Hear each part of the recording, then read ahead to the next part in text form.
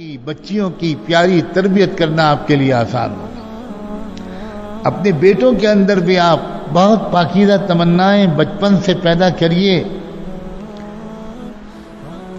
ایسی مائیں مجھ گنہگار نے اپنے بچپن میں اپنی آنکھوں سے دیکھی ہیں جو بچوں کے اندر یہ تمنا پوری کرتی تھی کہ بیٹا تم کو بڑے ہو کر ملک میں اسلام پھیلانا ہے، بیٹا تم کو یہ کرنا ہے اور وہ کرنا ہے، بیٹا اس کمینی دنیا کی طرف للچائی ہوئی نظر سے کبھی مت دیکھنا، یہ دنیا تو تمہارے قدموں پر آئے گی، بیٹا تم دین کی خدمت کے لیے اپنے کو تیار کرو.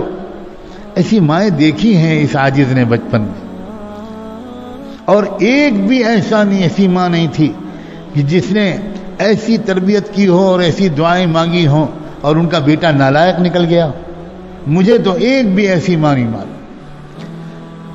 آپ نام سنتی ہیں حضرت مولانا الیاس رحمۃ اللہ علیہ کا. حضرت مولانا الیاس رحمۃ اللہ علیہ کو ایسا کس نے بنایا؟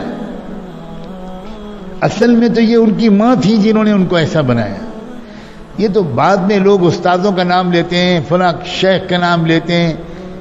یہ شیخ اور استاد بہت بعد کی چیزیں. اصل گود ہے ماں، اصل مدرسہ اور خانقاہ ہے ماں. حضرت مولانا الیاس رحمۃ اللہ علیہ کی تمناؤں کا آپ اس جملے سے اندازہ کیجئے کہ جب 6 سال کے تھے حضرت مولانا الیاس رحمۃ اللہ علیہ، تو ان کے چلنے پھرنے کو، نماز پڑھنے کو، ان کی دعا مانگنے کو، دعا میں آمین کہنے کو دیکھ کر، ان کے اخلاق کو دیکھ کر، ان کی خدمت کے جذبے کو دیکھ کر، ان کے غریبوں کی خدمت کے جذبے کو دیکھ کر، جہاں کوئی غریب کی آواز ہوئی ملی کہ بیچارہ کوئی بھیک مانگ رہا ہے اور دوڑتے ہوئے آئے، ماں ماں دیکھیے باہر کوئی فقیر صدا لگا رہا ہے، ماں کچھ دے دیجئے نا. اور وہ پھر مولانا الیاس کے کہتے تھے بیٹا دامن پھیلاؤ، اور ان کے دامن میں وہ گیہوں یا جو یا جو چیز بھی اناج گھر میں کھیت میں پیدا ہوتا تھا وہ ڈال دیتی تھیں، اور مولانا الیاس اپنے دامن کو لے کر جاتے تھے باہر اور بڑے پیار عزت سے ان کو دیتے تھے کہ چچا دادا یہ لے لیجئے، اچھا اور پھر کل پھر آ جائیے گا. یہ ادائیں تھیں جن کو دیکھ کر مولانا الیاس کی والدہ کہتی تھیں مجھے اس بچے کے اندر سے صحابہ کی خوشبو آتی ہے. یہ ہیں جن کے ذریعے پورے عالم میں دین کی محنت پھیلی. کیا ناز ہونا چاہیے ایسی ماؤں کو اپنی اولادوں پر. اللہ اکبر. ان کی ماں کو اور ان جیسوں کی ماؤں کو جنت میں کیا مقام ملے گا، کوئی تصور ہی نہیں کر سکتا کہ جنت میں کیا مقام ملے گا. اور میں کس کس کے نام گناؤں، وقت لگے گا بہت، لیکن جتنے لوگوں کو میں نے دیکھا اور جن کی ماؤں کو بچپن میں دیکھا، میں قسم کھا کے کہہ سکتا ہوں ان سب کی شخصیت کے بنانے میں اور اس مقام تک ان کو پہنچانے میں سب سے زیادہ حصہ ان کی ماں کا ہے.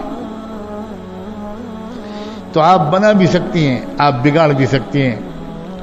آپ ایک زمانہ تھا کہ آپ امت کو دیتی تھیں بہترین لوگ. آپ ہی نے دیے تھے صلاح الدین ایوبی، آپ ہی نے دیا تھا امت کو سید احمد شہید، آپ ہی نے دیا تھا امت کو محی الدین چشتی، عبد القادر جیلانی، آپ ہی نے دیا تھا محمد الفاتح، آپ ہی نے دیا تھا ٹیپو سلطان، آپ ہی نے دیا تھا محمد الیاس، سب آپ نے دیا تھا. اور جب سے شکایت کا برا نہ ماننا، جب سے آپ نے امت کو اچھے بیٹے دینے بند کر دیے، یہ امت کفر کے چنگل میں پھنستی چلی جا رہی. ذرا سوچئے کہ آپ کے قصور کی سزا پوری امت کو کس بھیانک طریقے سے مل رہی ہے. اور آج بھی جو ٹوٹے پھوٹے کچھ لوگ ہیں، جو بھی گنے چنے ہیں یہاں سے لے کر فلسطین تک، وہ سب وہ ہیں جن کی ماؤں نے اپنے بچوں کو سنبھالا ہے. تو وہ ماحول کی خرابی کے باوجود بچے بڑی حد تک بچ گئے. تو امت کے مستقبل کا دار و مدار میری بہنوں تمہارے ہاتھ میں ہے. اپنی حیثیت کو سمجھو، اپنی ذمہ داری کو سمجھو، اپنے مقام کو سمجھو.